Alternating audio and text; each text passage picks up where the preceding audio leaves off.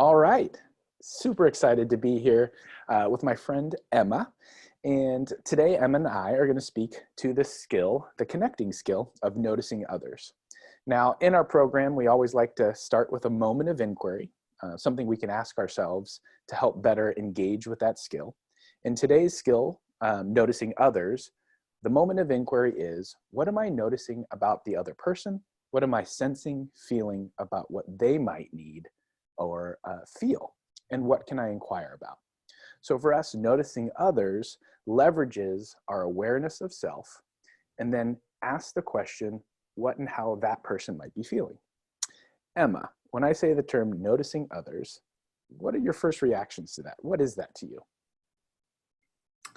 I think it feels very like intuitive or energy based, where I am like in tune with the other person and I'm trying to kind of feel out how we're interacting, and then also where we might both be coming from to make that interaction whatever is going on. Great. Well, and what you just said, my colleague and I sort of joke about it. Christy, we call them spidey senses, right? How are we actually turning our attention to that other person's wants, needs, and feelings? And that happens on multiple levels, right?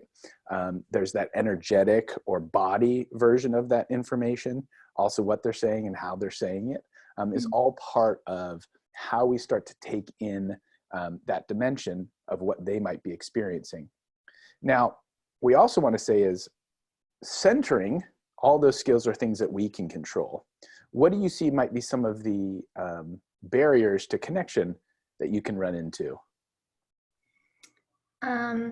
Well, definitely the other person or whoever you're interacting with has to be willing to have that conversation and be willing to kind of self-reflect also.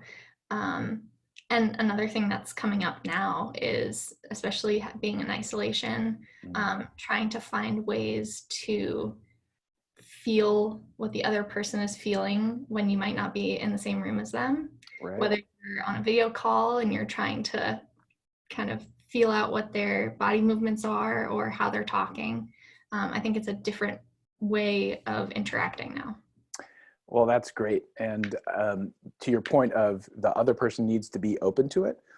Just this morning, I was trying to help my daughter, my 6-year-old, perceive what I was feeling in a way that was actually making us get further disconnected, right? So you spoke to it beautifully about a willingness and openness on both sides. And is it a right now thing, or is this a not ever type of awareness about how and when we connect with others?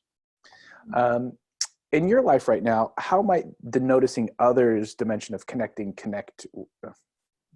with, or apply to your life?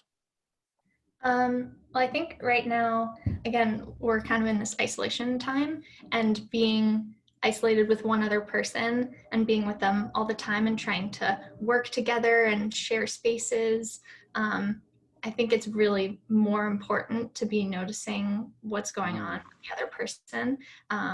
And if something's not going right with them, try to inquire and figure it out so that you don't have these energies that are Yeah, clashing. the dance of that space together, especially in this. And all of this is within this context of resilience, right? Your relationship, your sharing of space actually has its own sort of thread of resilience. And there's going to be moments where you guys are working in concert, and the ability to respectfully and consciously share that negotiated space, right? So noticing others, and part of that connection is to be honest about what your needs are as well from a centered place, and then tuning to what that other person might need. So Emma, thank you very much for jumping on with me here to talk about noticing others, one of our first connecting skills. Thank Thanks, you. Brian.